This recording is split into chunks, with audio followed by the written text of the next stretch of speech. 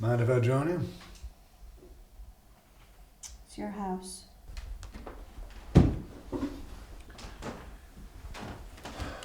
Oh,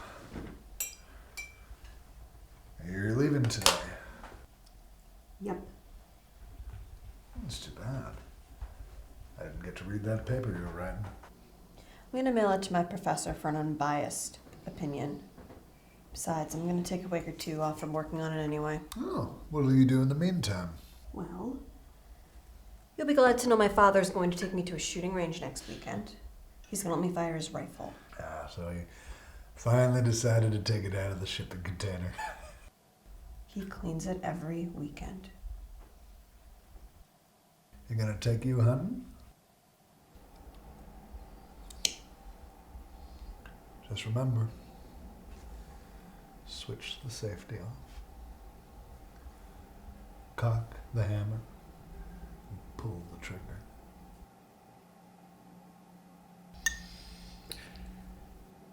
The hunting tips I've received are about the same thing that I got while in the Army. Keep a good distance away from your prey. Stay out of their range of sight. Don't make a lot of noise. Track to your prey.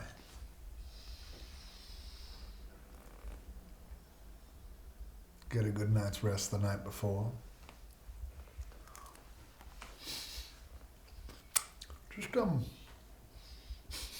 why were your lights on at 3 o'clock in the morning? The radio said the police had found another abandoned car by the side of the road. Its tires were slashed. Gas tank was empty. Someone had rummaged through the glove compartment. And there were human bodies mounted to the roof of the car.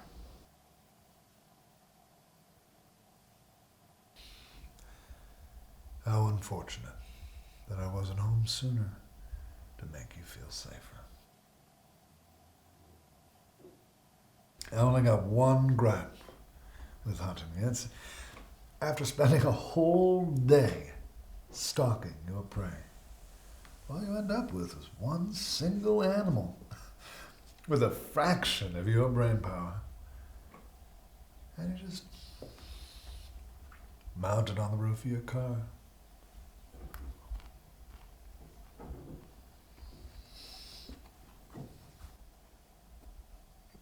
See, that's why I like combat.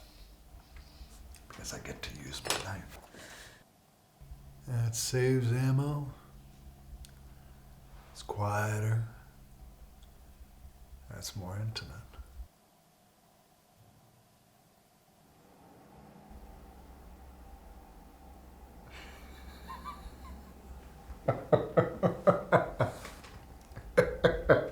That's what that little guy went off to.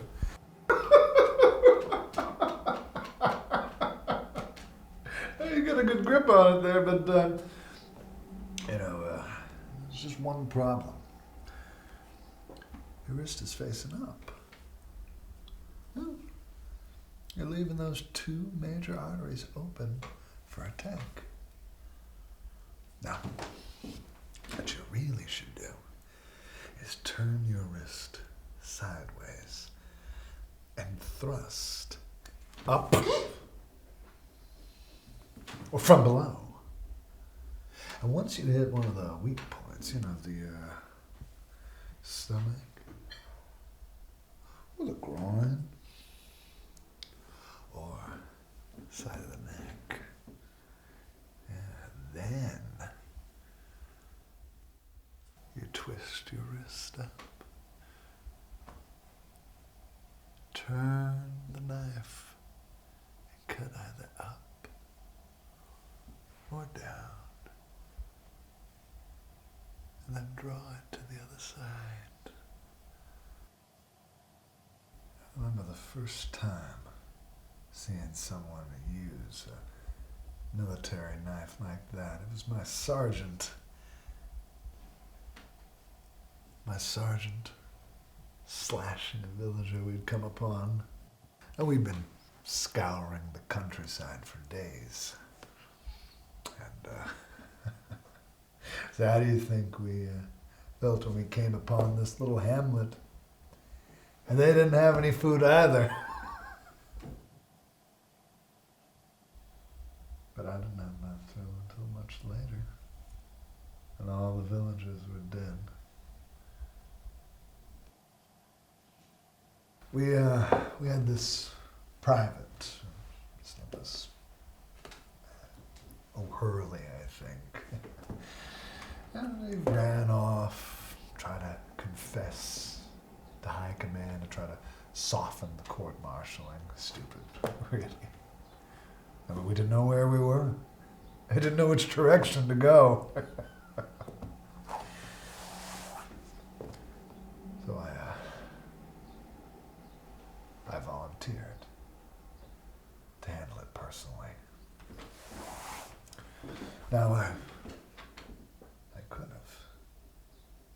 I was tempted to use my bayonet, but I didn't want to risk, the gun going off. So I ran after him, pulled out my knife, and I rammed it into him.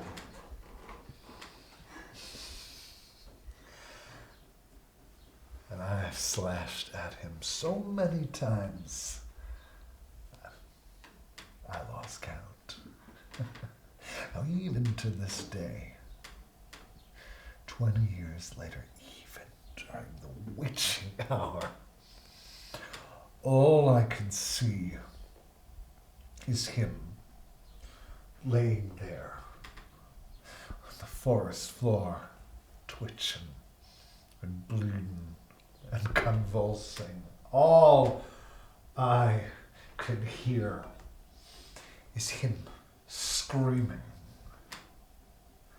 Screams that turned to gargles as his mouth filled up with blood. All I can feel is my knife in my hand, coming down, over, over, over, into his chest. And him kicking and twitching and trying to get me off him. And all I could smell is his flesh cooking on our fire. And all I could taste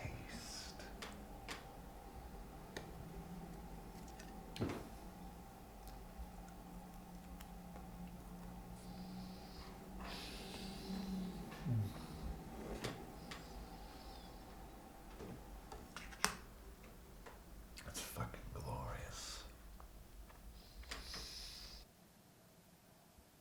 In war, a soldier will do anything to survive.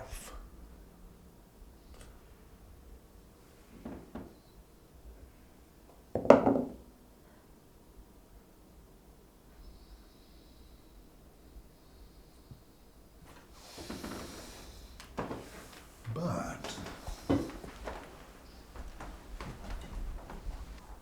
if a soldier does something frequent enough,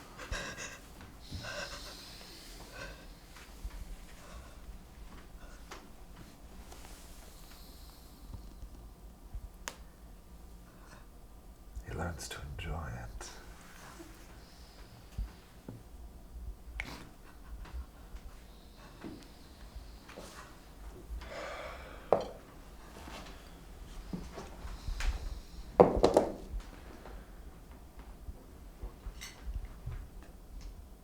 I should be going. Send me a copy of your paper when you're done. Oh, and wish my best to your brother on getting into West Point.